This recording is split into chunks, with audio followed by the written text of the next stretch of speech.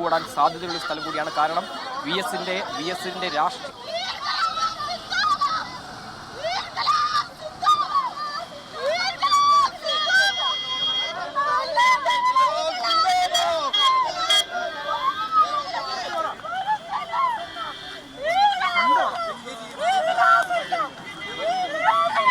Alex Ram മുഹമ്മദാണ് ചെയ്യുന്നത്. Alex, ഒരു കാലത്ത് അടിച്ചമർത്തപ്പെട്ട ഒരു സമൂഹത്തിന്റെ പുതിയ തലമുറ അവരെങ്ങനെയാണ് അവരുടെ സ്നേഹം, അവരുടെ വികാര വായ്പ വി എസ് എന്ന രണ്ടക്ഷരത്തോട് കാണിക്കുന്നത്?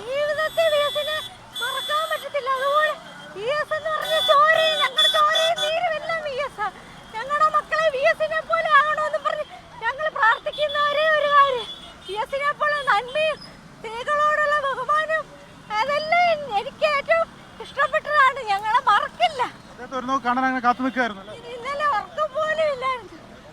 കാത്തു നിന്ന് ഇനി കാണാൻ പറ്റത്തില്ലല്ലോ എന്ന് ഓർക്കുമ്പോ ഹൃദയവേദനയാണ്. ആദരാഞ്ജലികൾ അർപ്പിക്കും. നിത്യശാന്തി കൊടുക്കണേ. അത്ര വിഷമമുണ്ടോ വി എസ് പോയത്? 3 മണിയായപ്പോ വന്നത്. ഇന്നലെ രാവിലെ മുതൽ വെയിറ്റ് ചെയ്ത് നിൽക്കുക കാണാൻ. പറഞ്ഞറിയിക്കാൻ പറ്റാത്ത വീട്ടിലൊരു ആള് പോയി നിൽക്കുക. ഉറക്കം പോലും ഇല്ല 2 ദിവസമായിട്ട്. കാണാൻ വേണ്ടിട്ട് ഓടി വന്നതാ. അത്ര ഇഷ്ടമാ. കൊച്ചിലെ മുതൽ പുള്ളിയെ കണ്ടിട്ടാ കൊടി എടുത്തത്. പുള്ളി ജീവിച്ചിരുന്ന കാലത്ത് ജീവിച്ചിരുന്നു എന്ന് പറയുന്നത് തന്നെ വലിയൊരു ഭാഗ്യം. എന്റെ കുഞ്ഞിനും ആ ഒരു ഭാഗ്യം ഉണ്ടായി. അതേ വലിയ എന്തോ. അവനെ ഞങ്ങൾ ഇതെല്ലാം പറഞ്ഞാ വളർത്തുന്നത്. പുള്ളിയുടെ പാതയിലൂടെ എല്ലാം അത് നല്ല രീതിക്ക് തന്നെ വളരും.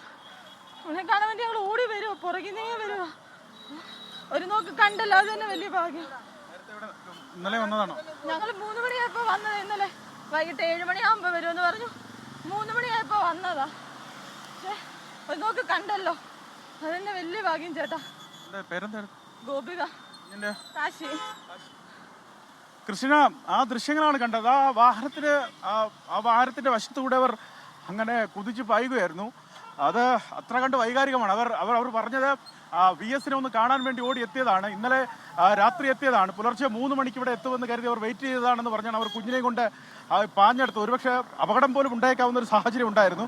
അവിടെയാണ് 2 സ്ത്രീകൾ, ഗോപികയും മകൻ കാശിയും ഒപ്പം മറ്റൊരു സ്ത്രീയും ആണ് ഇങ്ങനെ ഓടിയെടുത്തത്. ക്രിസ്റ്റീന, ഇതൊരു പരിച്ഛേദമാണ്, ഇതൊരു തെളിവാണ്. അതായത് ഇത്ര കണ്ടാണ് വി എസ് എന്ന 2 അക്ഷരത്തെ കേരളത്തിലെ സ്ത്രീകൾ നെഞ്ചേറ്റുന്നത്. അത്ര കണ്ട് അവർ വിശ്വസിക്കുന്നുണ്ട് വി എസിനെ. എന്തുകൊണ്ട് സ്ത്രീകൾ വി എസിനെ വിശ്വസിക്കുന്നു എന്ന് കേട്ടാൽ സ്ത്രീ സുരക്ഷയ്ക്ക് വേണ്ടി അത്രയും തൻ്റെ ജീവിതത്തിലെ പ്രധാനപ്പെട്ട ഭാഗം മുഴുവൻ ഒഴിഞ്ഞുവെച്ച നേതാവാണ് വി എസ് എന്നുള്ളത് കൊണ്ട് മാത്രമാണ്. KPSC ജംഗ്ഷനിലെ പോയിന്റാണ് കടന്നു പോകുന്നത്. ഇനി കായംകുളത്തേക്കാണ് ഈ വാഹന വ്യൂഹം, ഈ വിലാപയാത്ര കടന്നു പോകുന്നത്. ക്രിസ്റ്റീന, സമയം എന്താ 7:30 മണിയോടുകൂടിയാകുന്നു. ഏതാണ്ട് 16 മണിക്കൂർ കഴിയുന്നു ഈ വിലാപയാത്ര തിരുവനന്തപുരം ദർബാർ ഹാളിൽ നിന്ന് ആരംഭിച്ചിട്ട് 17 മണിക്കൂറിലേക്ക് എത്തുന്നു. ഇനി കായംകുളത്ത് കാത്തിരിക്കുന്നത് വലിയ ജനസാഗരമാണ്. ഇതാണ് ഇന്നലെ രാത്രിയും ഇന്ന് പുലർച്ചെയുമെല്ലാം ഈ വഴിയിലുടനീളം, ഈ വീഥികളിലുടനീളം നമ്മൾ കണ്ടത് ഇതാണ്. ഇത്തരത്തിൽ സ്ത്രീകളാണ് കൂടുതലായി വീടുകളിൽ നിന്ന് ഇറങ്ങിവന്ന് അവർ വി എസിനെ ഒരു നോക്ക് കാണാൻ, അവരുടെ അന്ത്യാഭിവാദനം അർപ്പിക്കുന്നതിന് വേണ്ടി അവിടേക്ക് പാഞ്ഞെത്തിയത് മുഴുവൻ സ്ത്രീകളാണ്. സ്ത്രീകൾ അവരുടെ കയ്യിൽ ഒരു പിടി പൂക്കൾ കൊണ്ടാണ് അവിടേക്ക് വന്നത്. അത് എടുത്തു പറയാൻ ആഗ്രഹിക്കുന്നത് കൊണ്ടാണ് ആ കാര്യം എടുത്തു പറയുന്നത്. വി എസ് പറയുന്നത് പോലെ വി എസിന്റെ പോരാട്ട വീര്യം നിലയ്ക്കുന്നില്ല. ആ വിളക്ക് വി എസ് ഒരു തലമുറയിലേക്ക് കൂടി കൈമാറിയിട്ടാണ്, ഒന്നല്ല പല തലമുറയിലേക്ക് കൂടി കൈമാറിയിട്ടാണ് പോകുന്നത്. ആ വീട്ടമ്മ അല്പം മുമ്പ് പറഞ്ഞത് കേട്ടതാണ്. അവനെ വി എസിന്റെ പാതയിലാണ് വളർത്താൻ ഉദ്ദേശിക്കുന്നത്. അത്തരം കഥകൾ, അത്തരം കാര്യങ്ങൾ പറഞ്ഞു കൊടുത്താണ് ആ കുഞ്ഞിനെ, കാശിയെ വളർത്തുന്നതെന്നാണ് അവർ പറയുന്നത്. മഴ പെയ്യുന്നുണ്ട് ഈ മേഖലയിലാകെ. അടുത്ത് കായംകുളത്തേക്കാണ് ഈ വാഹനവ്യൂഹം കടന്നു പോവുക. ആലപ്പുഴ ജില്ലയിലേക്ക് പ്രവേശിച്ചിട്ടുണ്ട്. എന്താണെങ്കിലും വി എസിന്റെ വസതിയിലേക്ക് എത്തുമ്പോൾ അത് 10-10:30 മണിയിലേക്ക് കടക്കുമെന്നുള്ള കാര്യത്തിൽ തർക്കമില്ല.